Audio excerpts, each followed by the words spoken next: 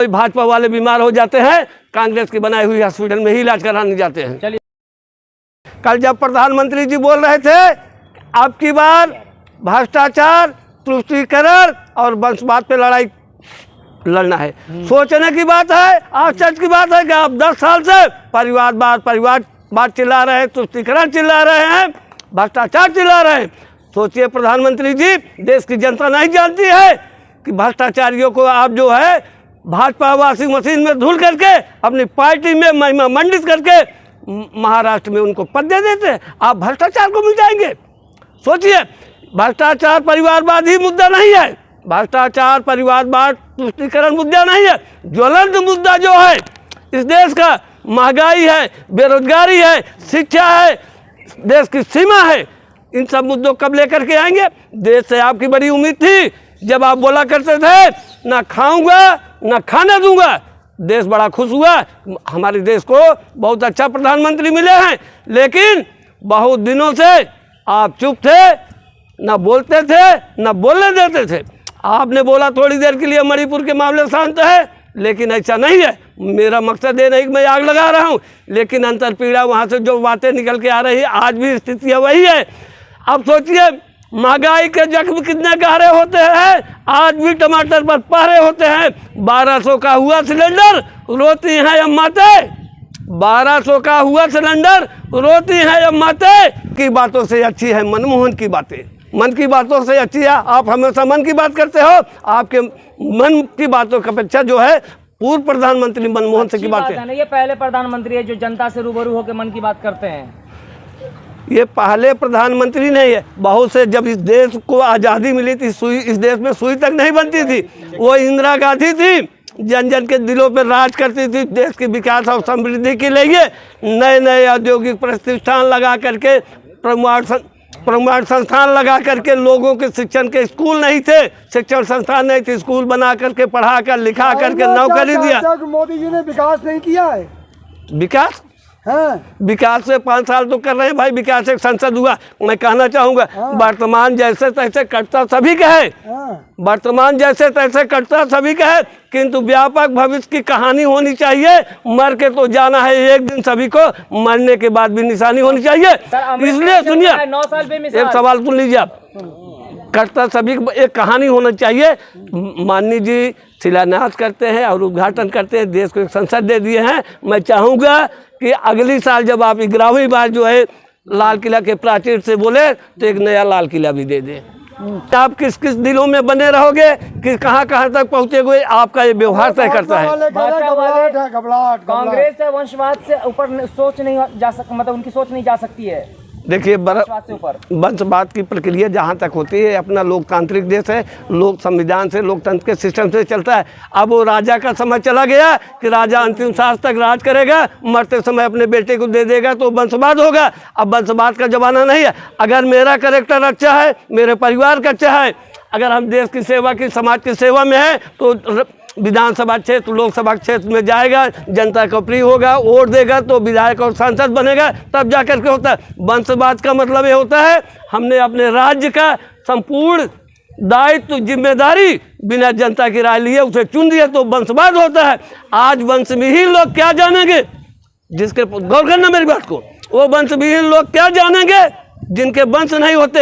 एक परिवार को संचालित करने के लिए दैविक भौतिक कष्टों का सामना करके बड़ी मुश्किल से परिवार को बनाया जाता है। परिवार से ही समाज बनता है, समाज से ही देश बनता है। अगर आदमी के पास परिवार नहीं होगा तो आने वाले समय में क्या किसान देश को देगा, क्या जवान देगा, क्या बहन बेटियां देंगे। जहां वीरता पूजित होगी, कायर का गुणगान नहीं होगा। जब वीर इंडिया वाले कर देंगे तो अब देश अपना मुल्क मसान नहीं होगा। फिर फहराएंगे तिरंगा मोदी जी लाल किले पे? मोदी जी नहीं फहराएंगे, देश का प्रधानमंत्री फहराएगा। मोदी जी व्यक्ति विशेष नहीं, फिर से आ रहे हैं, फिर से प्रधानमंत्री होंगे। मोदी जी फिर से आ नहीं रहे, पर अगला प्रधानमंत्री ही फहराएगा, कोई लल्लू पंजू नहीं फहराएगा। जो फहराता है लाल किला के प्राचीर पे, वो प्रधानमंत्री मोदी जी ही किसे कह रहे हैं? मेरी बात सुनो, लल्लू पंजू वहाँ पर कोई झंडा फहराने नहीं जाता है। देश का प्रधानमंत्री लाल किला के प्राचीर से ध्वजारोहण करके अपनी बात को देश हित में रखता है, देश की जनता के लिए रखता है। मोदी फिर से जीत कर आएंगे, प्रधानमंत्री के हैसियत से फिर से फहराएंगे। 15 अगस्त को दोबारा हम आएंगे, तिबारा आएंगे, फहराएंगे झंडा। मैं तो कहूँगा आदरणीय प्रधानमंत्री जी, आपसे मेरा करबद्ध प्रार्थना है, देश की जनता के लिए आप 18 घंटे काम करते हैं, आप बुजुर्ग हो गए हैं, बुढ़े हो गए हैं, अगर इतना काम करेंगे, देश में बहुत युवा भी पड़े हैं, बेरोजगार पड़े हैं, आप जो है प्रस्थान करो।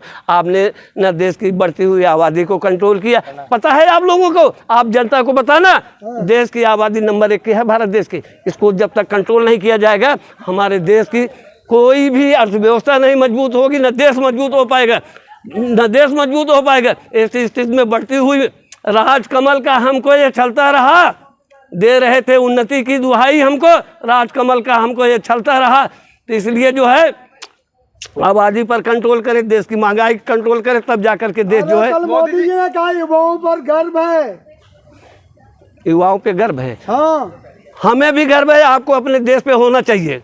अपने देश पे कथानक व्याकरण समझे तो सुरभित छंद हो जाए, हमारे देश में फिर से मधुर मकरंद हो जाए।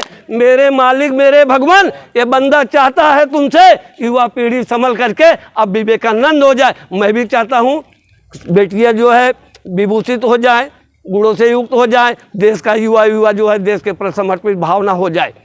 अगले 5 साल में जनता का सपना पूरा होगा और अर्थव्यवस्था देश का जो है 3रे नंबर पर चला जाएगा।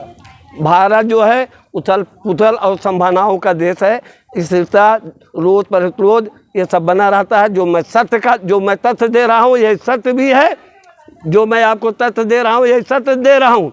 इसलिए क्षितिज तक सौर गूंजेगा, स्वयं दिनमान बदलेगा, उतारो भारती की आरती तो सम्मान बदलेगा।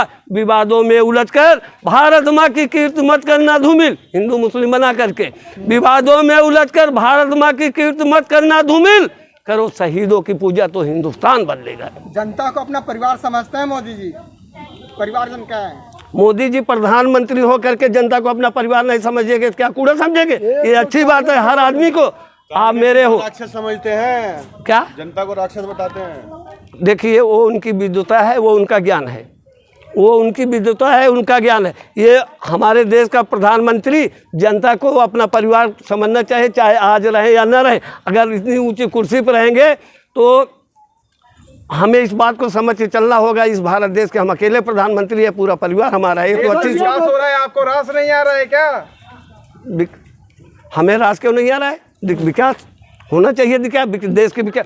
अगर देश का विकास हो रहा है तो उसके साथ हूँ मैं। अगर बढ़ती है महंगाई बढ़ने दो, अपना काम चला लेंगे, चावल दाल छोड़ करके घास की रोटी खा लेंगे। अगर हमारे देश में आँच आती है, कोई कल आतंकवादी घुसपैठी हमारे देश में परमाणु शक्तियों से हमला करता है तो हमसे बर्दाश्त नहीं होगा। अगर हमारे युवा पढ़ लिख करके बेरोजगार होंगे, ना समाज स्वीकार करेगा, न लोग स्वीकार करेंगे। शिक्षा को भी मोदी जी मजबूत कराएं, शिक्षा को भी मजबूत करें, देश की सीमा को भी मजबूत करें, महंगाई को भी मजबूत करें। विकास दिखाई क्यों नहीं दे रहा आपको? कहा जाता देश सुरक्षित हाथों में, मोदी के राज में पाकिस्तान और चीन थर-थर काँप रहा है। जब देश का कोई प्रधानमंत्री होगा तो उसको होगा सुरक्षित हाथों में ही प्रधानमंत्री होता है। सीमाएं बढ़ा नहीं करती है कागज पे खिंची लकीरों से, सीमाएं बढ़ती हैं हमेशा ताकत और शमशीरों से।